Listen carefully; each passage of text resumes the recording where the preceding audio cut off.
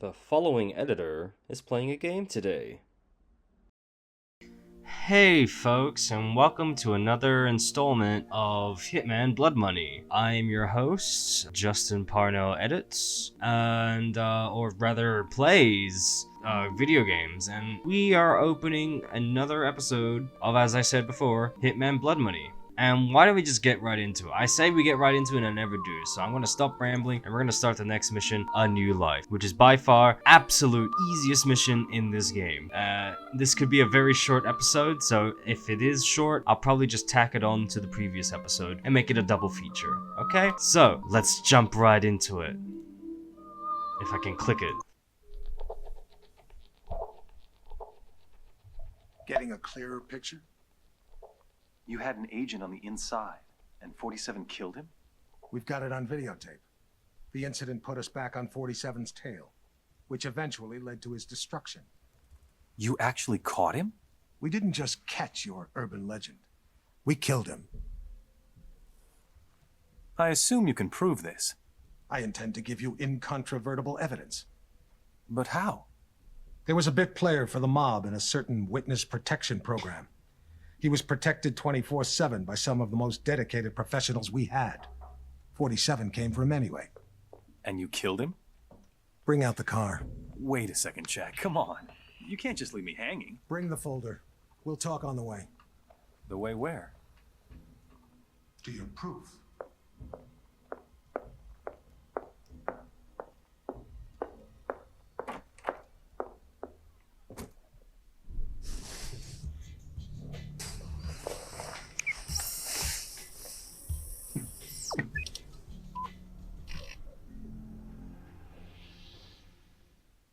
We're sending you down to the other end of the state, 47.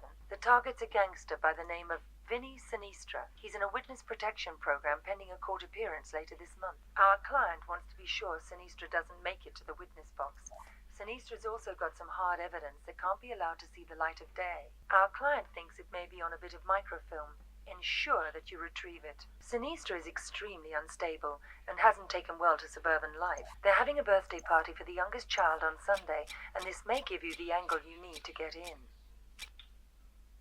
The house is being monitored and protected by the feds, so extreme discretion is required. Tread lightly, 47.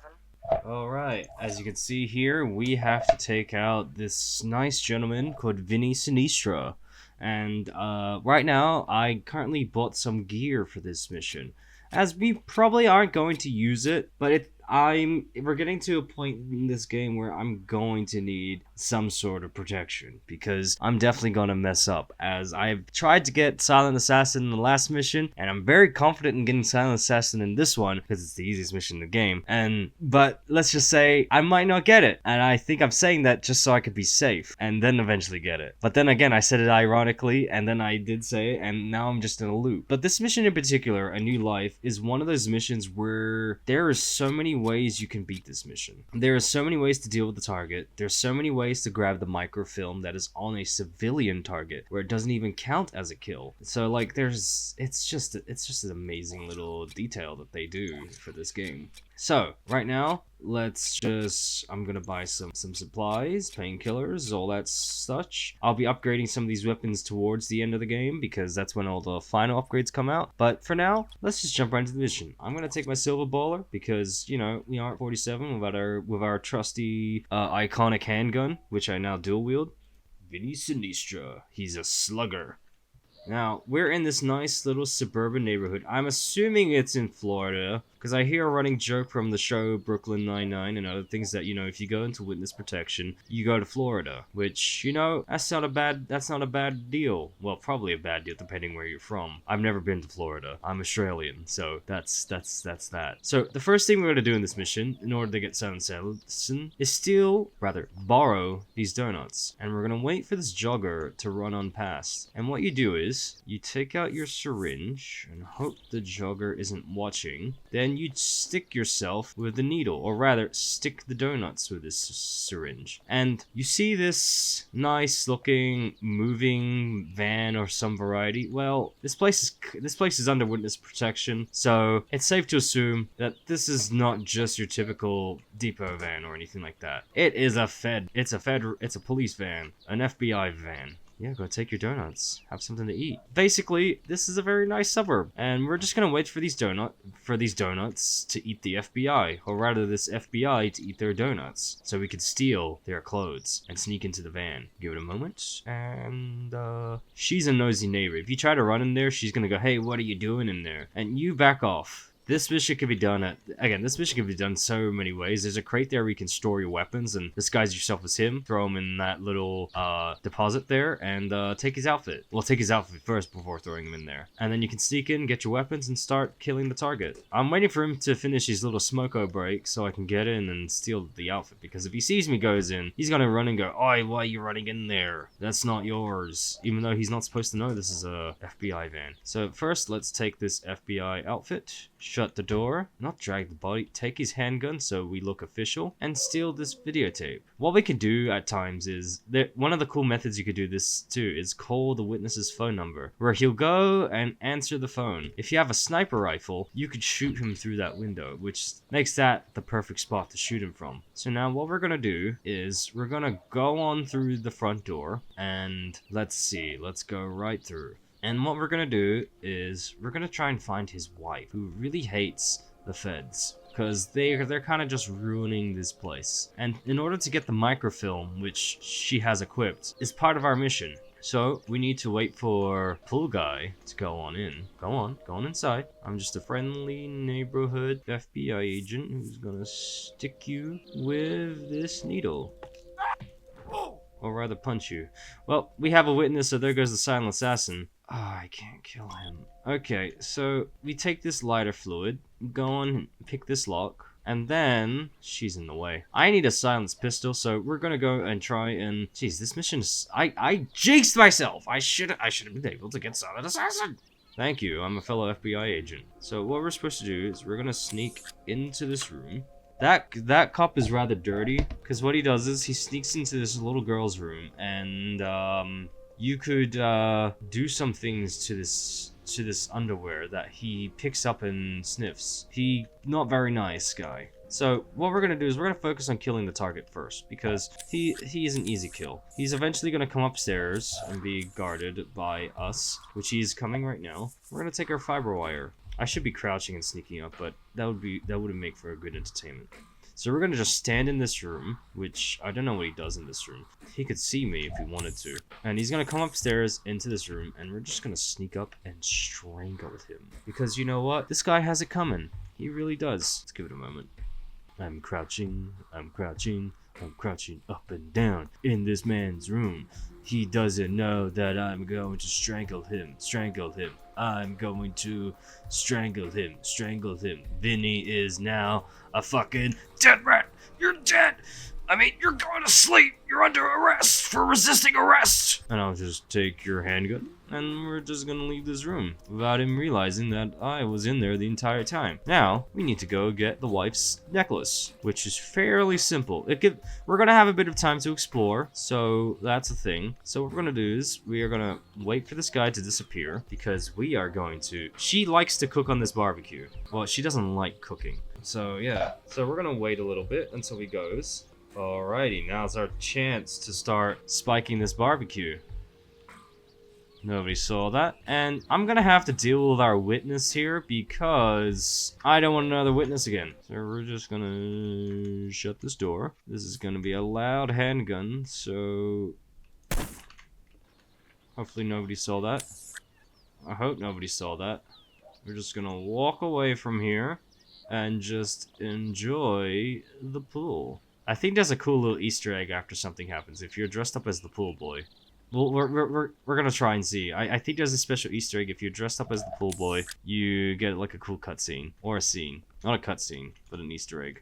No, I need to dress up as him. So what's gonna happen is we're gonna go watch this little scene where this lovely woman, she's Vinny's wife, And that's a red balloon. It could be Pennywise.